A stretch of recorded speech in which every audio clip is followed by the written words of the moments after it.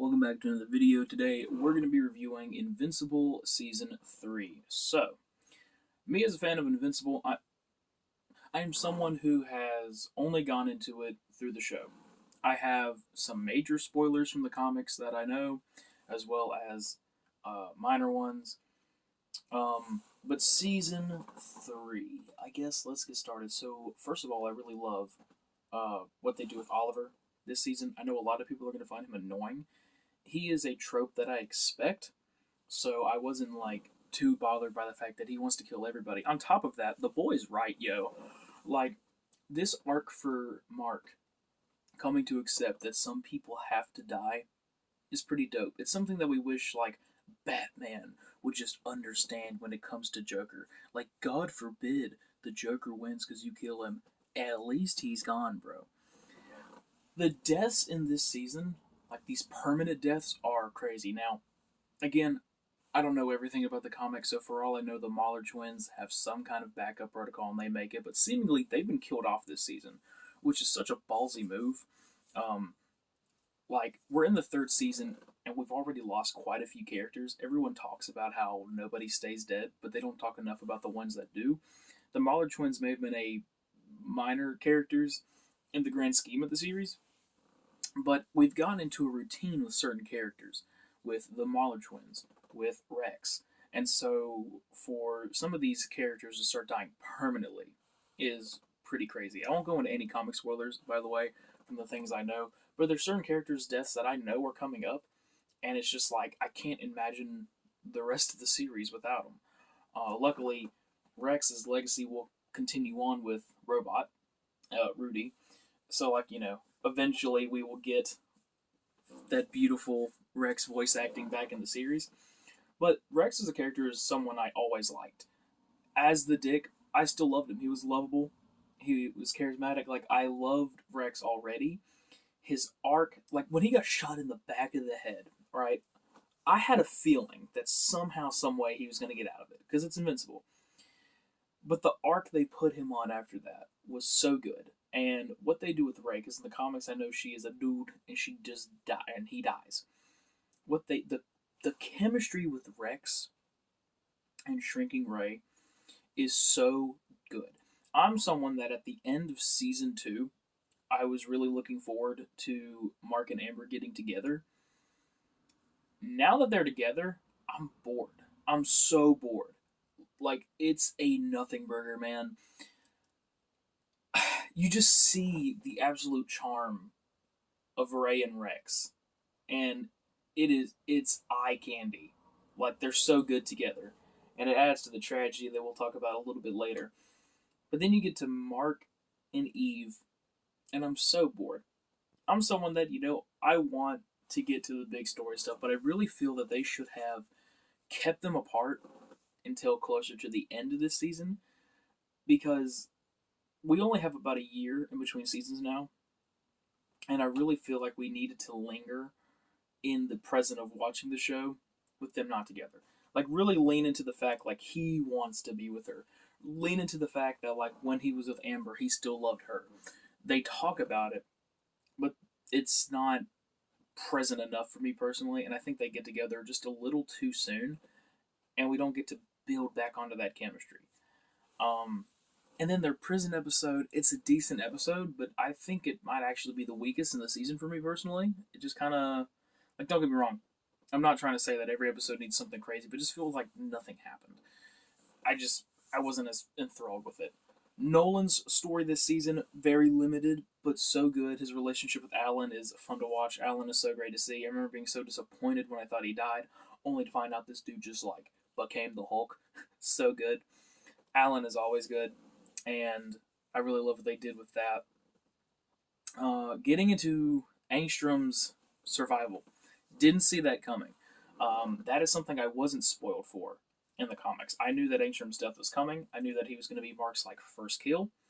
So I was very surprised to find that he was alive. When we saw him at the end of the post credits, I assumed he was going to be a variant of Angstrom that just wants to continue the legacy of killing Marks. Like, that's what I thought we were going to go for, especially because he was in this, like, high-tech chair and naturally didn't have as giant of a head. Angstrom is a villain that in season 2 wasn't shit, but when he was present, it was goated. Like, I'm actually really excited for Angstrom moving forward because he didn't die at the end of this, because he's such a fun arch nemesis for Mark. And that's something we need, because right now, every season, Mark is just fighting a different Viltrumite, and we need that character. We need like his Green Goblin, if you will. I can't see. We need like his Green Goblin, and I don't know how much longer Angstrom has in the series, but I really love it. And he's a tragic character.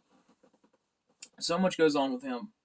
Um, my complaint with him though is like I know the comic has more detailed panels and you're just drawing panels, but I really wish they would have added to the grotesqueness of Angstrom's survival when he gets put back together, because he's got like a cleft palate and like his face is like kind of sagging a bit in the comic, and it looks really cool. I wish they would have added a little bit more of that. I'm fine with simplifying things.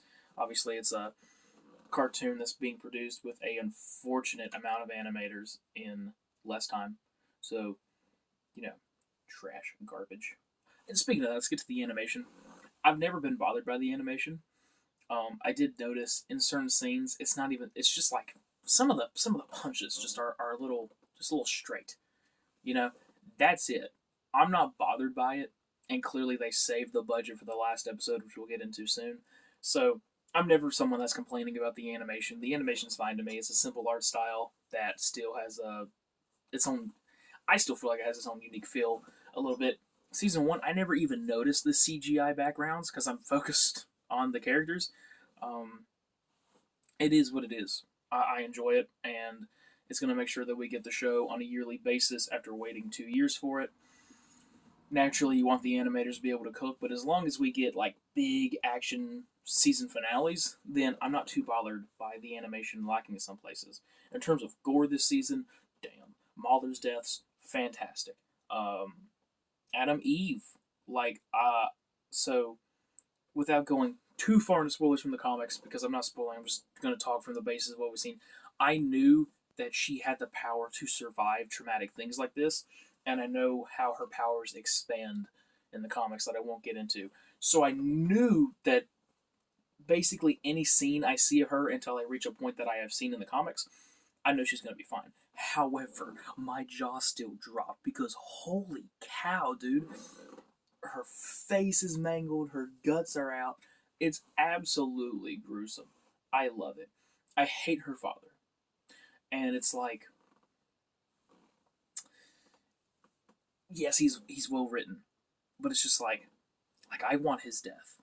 I don't care how it affects her. I want him to suffer. Slowly, brutally. I hate him so fucking much. I hate him.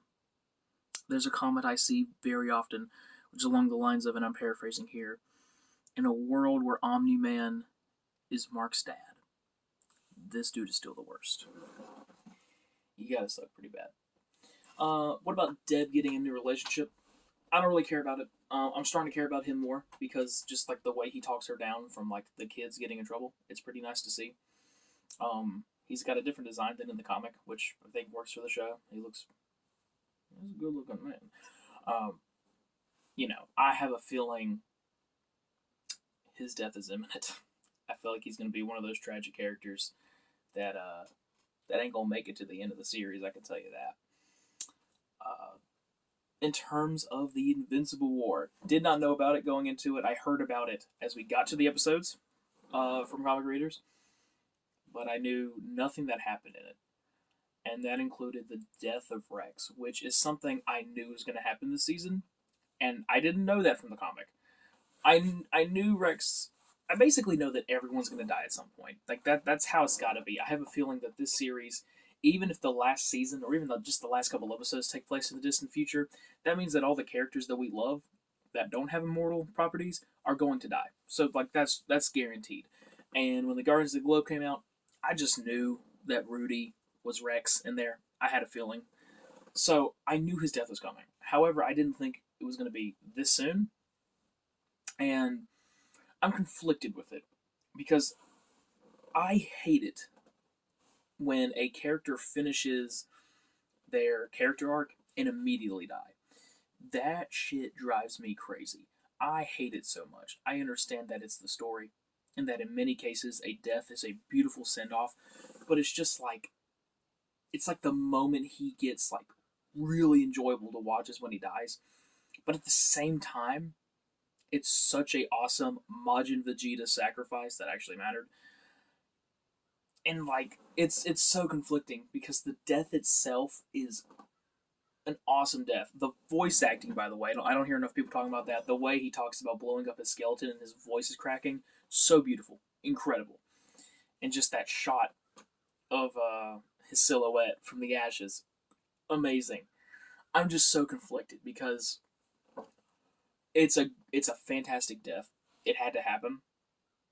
I guess I just wish that we got a little more of Ray and Rex. Like, I wish we had time to live with this new Rex, which I know we basically got this season to do that, but it just wasn't enough for me personally, and I understand that it adds to the tragedy. Like, they couldn't really be a couple for more than a couple days.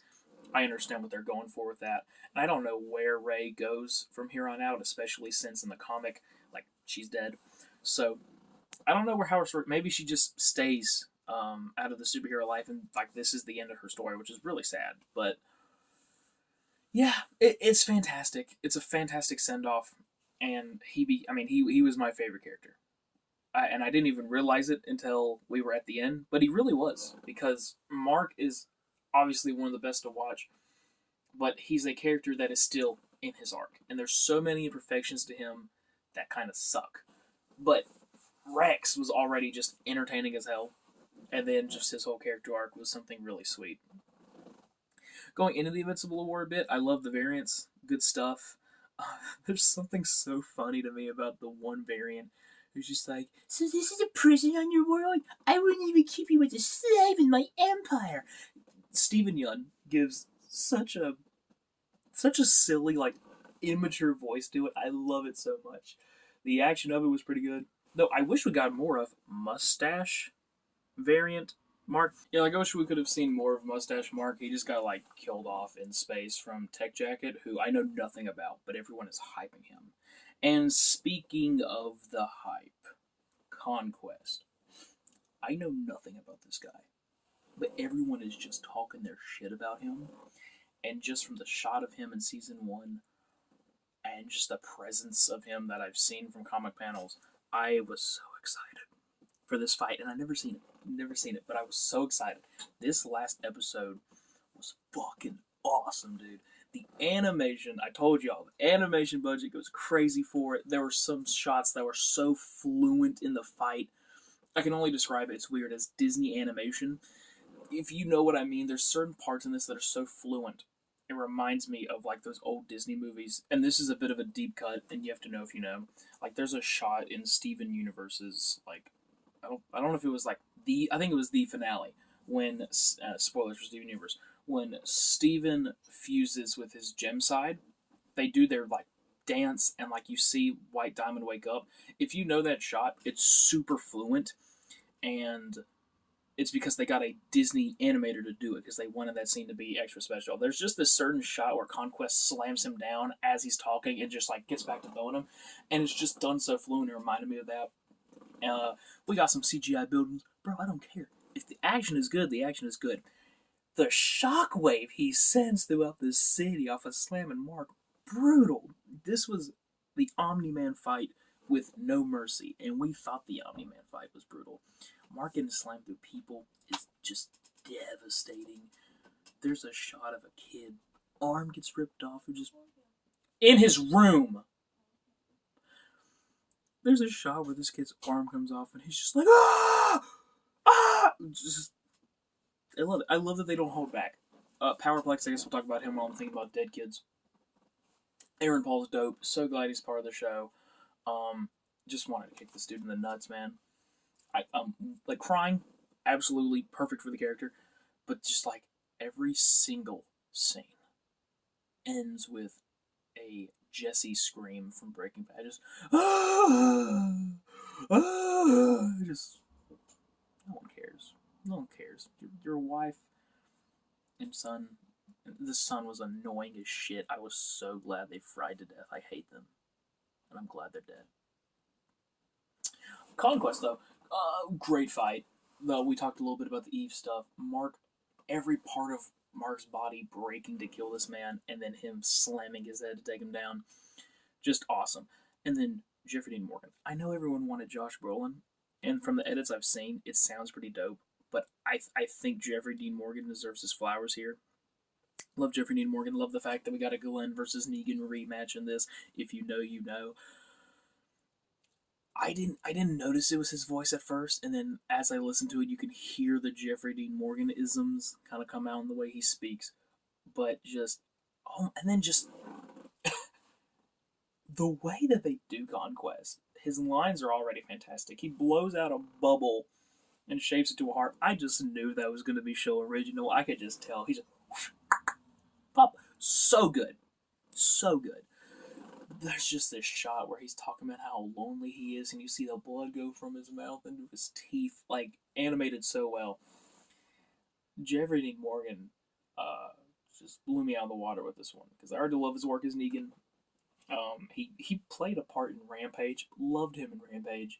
I haven't seen enough of Jeffrey Dean Morgan, but I can tell you that as a voice actor, this was phenomenal because there's a lot of Walking Dead cast members, and I love The Walking Dead. It's my favorite show of all time, that are in this due to the fact that Robert Kirkman wrote both series. The translation, though, like Steven Yeun, I don't know any voice work he did outside of live action stuff, but like I can't tell that that's Steven Yeun. He plays it so well. And then Jeffrey Dean Morgan was just fantastic in this, and to really give the flowers properly, I mean, you have his voice, which is already great. The animation was out of the park. Music was perfect for him. There was just this level of tension throughout the whole thing. It all comes together to make Conquest what he was. And I was surprised to see Conquest get his face caved in for how hyped people were for him. Though, with Angstrom, we know that you getting your brain splattered apparently isn't enough to kill you. And I was right in that assumption. He is downstairs, and he is taken away. And I don't know, man. I don't know how I feel about that, because on the one hand, like, I want him to come back, and I want to see what he can do, but there's also, and of course they're going to follow the comics. Whatever comic happens, you got to do for the show.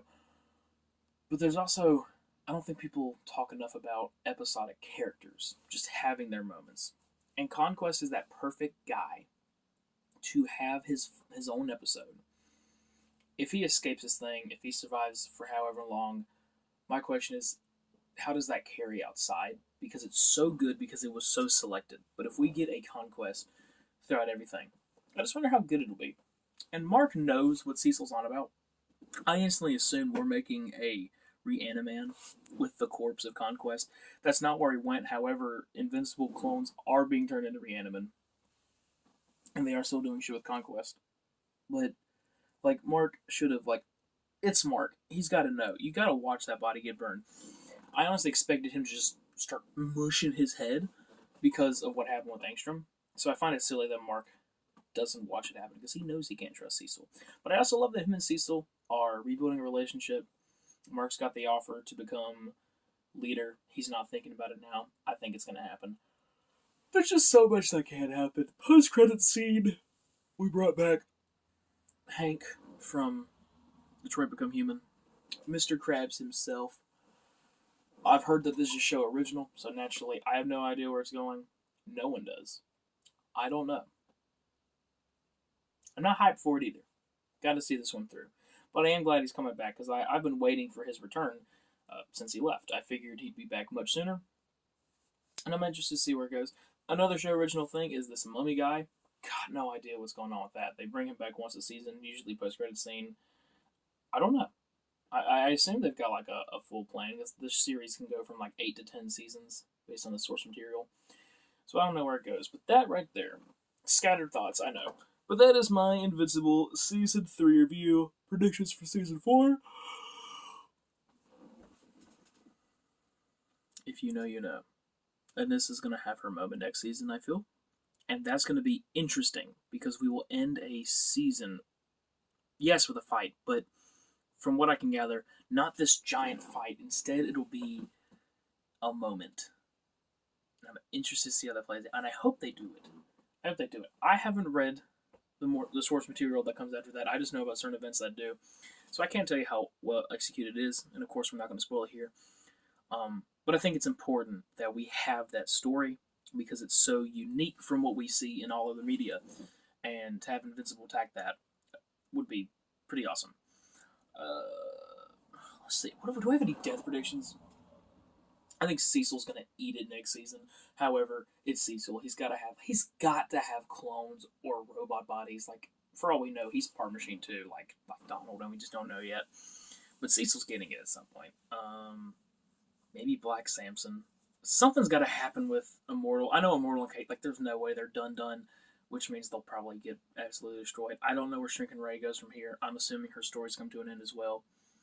The big thing is I don't know. However, what I do know is we are going to get Nolan reuniting with his son. I feel like we got to get that. We went an entire season now without them together, and I feel like the two of them returning to one another is imminent. But that right there is my Season 3 review. Again, I have heavy and some light spoilers from the comics, but in terms of broad, like things like Rex's death, don't know about that. There's a lot of deaths I don't know about. So that is my review. Thank you for watching. Gang, gang, cree, cree, bert, bert. On my daddy's son for real, for real.